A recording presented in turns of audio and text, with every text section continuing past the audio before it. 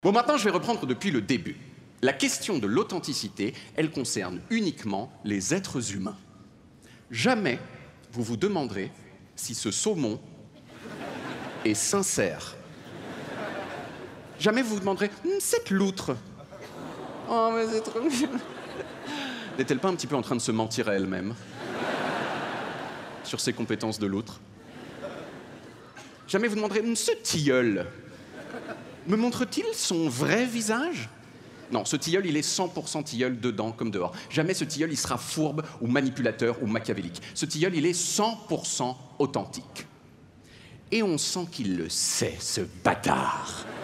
On sent qu'il est là, mais... mais moi, je suis le tilleul.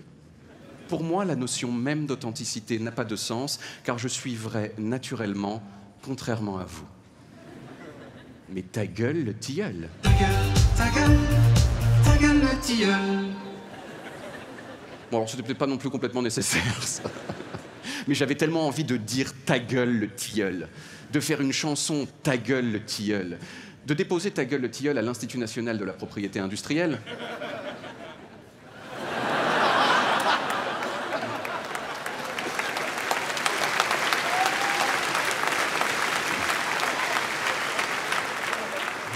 Et de faire imprimer des t-shirts ta gueule le tilleul qui sont en vente à la sortie du spectacle pour vraiment pas cher du tout. Ah bah ouais. Je suis quelqu'un qui va au bout de ses blagues, vous voyez. Vous savez combien ça coûte de déposer ta gueule le tilleul à l'INPI? 600 balles. Mais moi j'en ai rien à foutre, moi je veux rigoler, alors je paye. Hein. Donc il n'y a que les êtres humains qui peuvent être inauthentiques. Mais ça pose quand même la question. À partir de quand est-ce que les êtres humains peuvent être inauthentiques? Est-ce qu'un fœtus peut être inauthentique? Genre, il manigance dans l'utérus pour ne pas se faire avorter.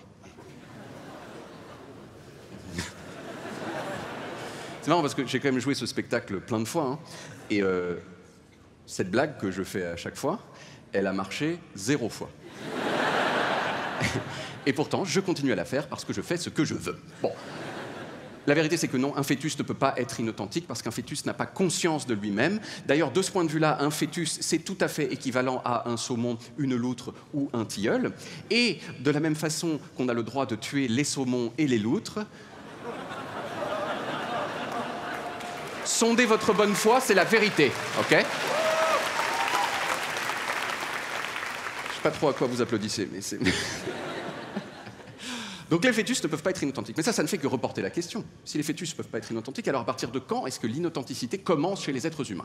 Eh bien la vérité, c'est que ça commence pas très longtemps après la naissance. Et ça, je m'en suis rendu compte il y a quelques années. J'étais dans le métro à Paris, et j'étais hyper content, mais quand même, je faisais la gueule.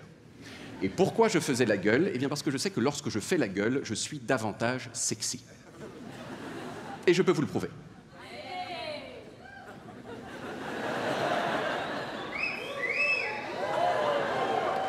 Alors que... Bon. Donc j'étais dans le métro, je faisais la gueule alors que j'étais super content, et là j'ai levé les yeux et j'ai vu une dame de dos qui portait un bébé à bout de bras comme ça, et le bébé il avait l'air en très très grande difficulté. Il hurlait, il faisait des grimaces, et là il s'est passé quelque chose d'un tout petit peu difficile à décrire, donc pour que vous compreniez mieux, je vous ai fait une petite reconstitution. Donc ça c'est moi qui fais la gueule alors que je suis super content. Et là, j'ai levé les yeux et j'ai vu ça.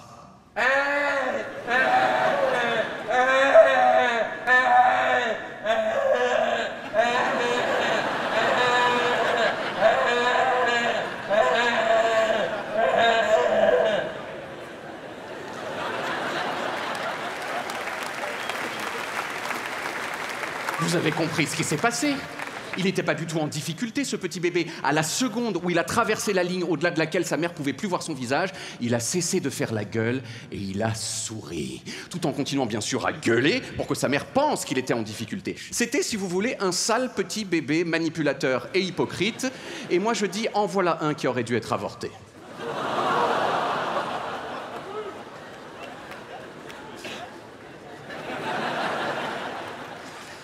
Tout ça pour vous dire qu'avant même de savoir parler correctement, les êtres humains, ils apprennent qu'ils ont un pouvoir que seule leur espèce possède, le pouvoir de faire genre. Moi, j'ai des souvenirs hyper anciens de faire genre. Je me souviens de faire genre à la plage au Portugal quand j'avais 6 ans. À la plage au Portugal quand j'avais 6 ans, je faisais genre j'étais un surfeur. Alors, bien sûr, pas en faisant des trucs de surf, parce que pour ça, il faut une formation. Non, je faisais genre j'étais un surfeur qui surfera plus tard, oui. Un surfeur en civil. Parce que je ne sais pas si vous avez remarqué, mais on peut tout à fait voir qu'un surfeur est un surfeur, même quand il ne surfe pas. Parce que les surfeurs, quand ils ne surfent pas, ils font un truc qui me fascinait complètement quand j'étais petit. Les surfeurs, quand ils ne surfent pas, ils regardent la mer pendant des heures en faisant la gueule. Ils font ça.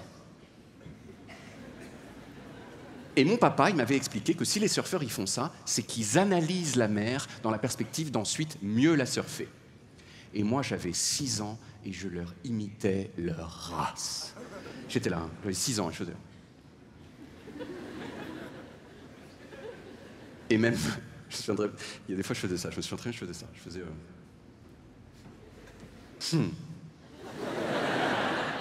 Genre, j'avais décelé un truc de malade mental dans les vagues grâce à mon immense connaissance du surf et des marées, alors que j'avais 0 connaissance du surf et des marées.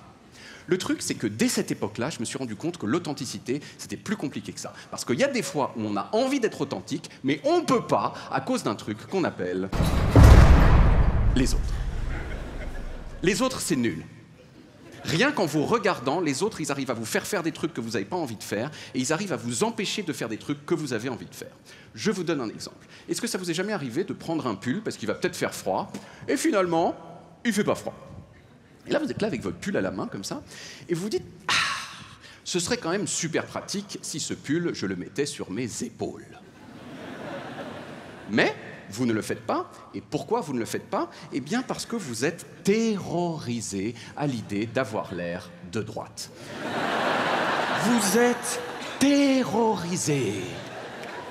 Alors que j'aimerais attirer votre attention sur le fait que rien, fondamentalement, dans le fait de mettre un pull sur les épaules, n'est de droite. Mettre un pull sur les épaules, c'est pas plus de droite que l'ossobuco ou le saut à la perche.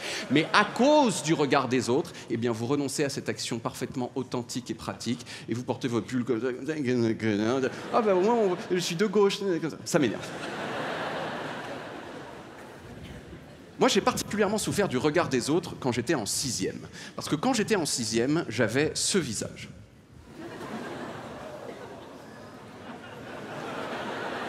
Non mais je vous emmerde, quoi. C'est pas possible, ça. En fait, si vous voulez, on peut dire j'étais un petit peu gros. J'étais pas très gros, j'étais un petit peu gros. Le truc, c'est que comme la plupart des enfants, je m'en foutais complètement d'être un petit peu gros. Je m'en foutais jusqu'au jour où mes camarades de classe en 6e ont commencé à m'appeler David Castello l'obèse. Mais en fait, il y a un problème avec ce jeu de mots, c'est que c'est un jeu de mots brillant. C'est-à-dire que c'est exceptionnellement bien trouvé, David Castello l'obèse. Franchement, ça n'aurait pas été moi, David Castello l'obèse, mais j'aurais explosé de rire avec tout le monde. Mais malheureusement, c'était moi, David Castello l'obèse. Alors, dans les 2 années qui ont suivi, le problème s'est réglé parce que j'ai maigri. Mais là, il y a eu un deuxième problème, c'est que j'ai eu 13 ans et il s'est passé ça. Un enfant avec une moustache. Et tout le monde se foutait de ma gueule dans ma classe en permanence. Alors que vous savez quoi? J'étais même pas le seul enfant qui avait une moustache dans ma classe. Mais j'étais le seul enfant portugais qui avait une moustache. Et ça, c'est une vérité générale sur l'esprit humain. Les gens adorent quand les clichés se confirment. Ils adorent. Les gens adorent voir des Portugais poilus. Ça les met de bonne humeur. Et donc, ils venaient me voir, les gens, ils me disaient « Ah, t'es portugais ?» Ah bah, dis-moi, ça se voit sur ta gueule, hein. Tu veux de la morue avec ton ciment? Au bout d'un moment, j'avais même plus de prénom.